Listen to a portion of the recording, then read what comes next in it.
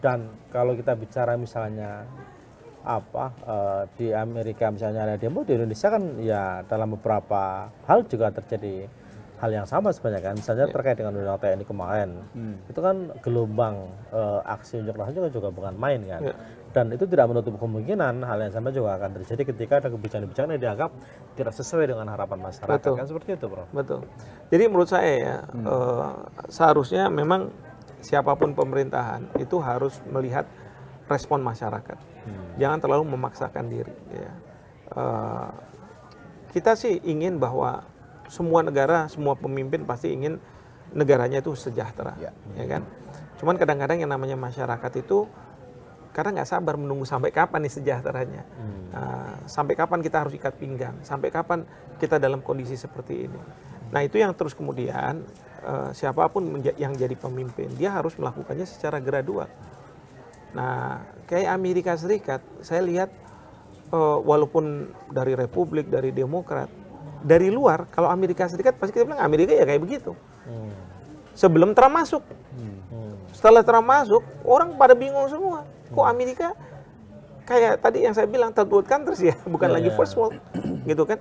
Jadi sekarang kalau kita menganalisa suatu negara itu jangan lihat negara ini kayak apa gitu ya. Tapi siapa yang duduk di situ? Tapi pertanyaan menarik gini, Prof. Gini loh, kalau misalnya saya menggunakan terma lama ya, dunia ketiga misalnya. Kalau dunia ketiga misalnya memilih pemimpin yang cenderung otoriter, misalnya totalitarian, itu kan dianggap sebagai sesuatu yang bisa dimaklumi. Mungkin karena mereka belum terdidik secara politik, secara ekonomi juga belum sejahtera sehingga bisa dibeli misalnya kan. Untuk suara segala macam. Tapi ini Amerika loh, Prof. Yang orang menganggap ini masyarakat negara yang sudah maju, sudah terdidik, secara ekonomi juga sudah bagus, kok bisa itu loh memilih pemimpin yang dianggap ya terkesan ya itu tadi agak ngawur gitu loh, sakar PDW, terus cenderung totaliter misalnya kan, 58% lagi. Ya. Jadi kalau menurut saya sih karena generasi Amerika itu nggak seperti yang zaman dulu, yang mereka itu intelektual, teredukasi dengan baik dan lain sebagainya. Sekarang ini banyak nih ya, kayak perguruan-perguruan tinggi di Amerika itu yang menjadi gantungan itu sebenarnya mahasiswa asing. Biayanya lebih besar. Kalau mahasiswa dari Amerika sendiri malah jarang, mereka lebih pragmatis. Udah lulus SMA kadang-kadang nggak lulus, pokoknya saya mau jadi musisi, mau jadi pemain basket, mau jadi ini dan lain sebagainya. Ivy League University itu sekarang banyak kan justru yang dari luar. Dari luar, makanya sekarang dengan kebijakan Trump sangat hostile ya kepada mahasiswa asing dan sebagainya. Itu yang teriak itu adalah universitas-universitas. Karena sekarang ini banyak mahasiswa calon mahasiswa kita yang mau pergi ke Amerika. Terutama yang beasiswanya ayah bunda nih ya, bapak ibu Mbak sendiri, itu mereka mikir 2 kali kalau ke Amerika.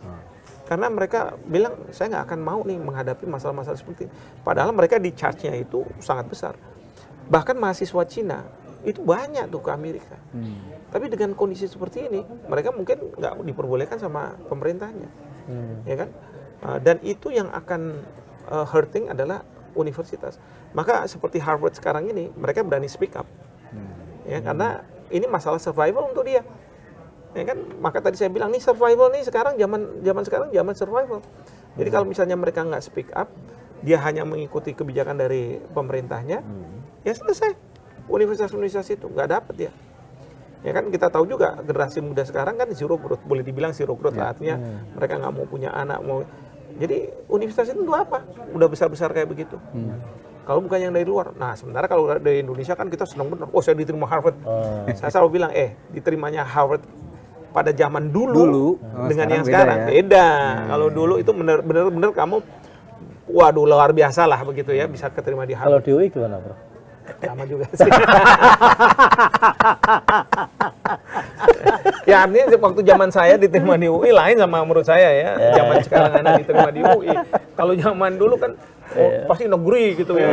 Wah ini dan sebagainya. Udah itu kita dapat gratis murah gitu kan. Karena negara mau bayar. Kalau sekarang kan banyak jalur yang kita bisa masuki. Ya kan? Jadi kalau sekarang belajarnya kayak pepatah dulu. pergilah belajar sampai ke negeri Cina. Jangan ke Amerika. Tapi Amerika sekarang juga udah mulai juga cari-cari mahasiswa dari luar negeri. Cina juga bagus. Karena zero growth, mereka udah zero growth juga. Cina juga bagus kok pendidikannya kok.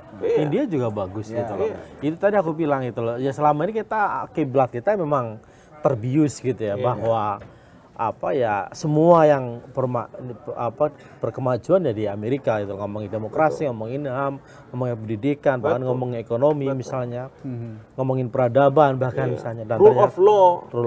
Bahkan dulu Amerika itu ya baru-baru ini juga, sampai baru-baru ini selalu mengatakan kalau yang nggak rule of law, nggak demokrasi itu Cina. Jadi kamu tuh harusnya ikut sama negara yang base-nya itu rule of law, demokrasi, respect on human rights dan lain sebagainya.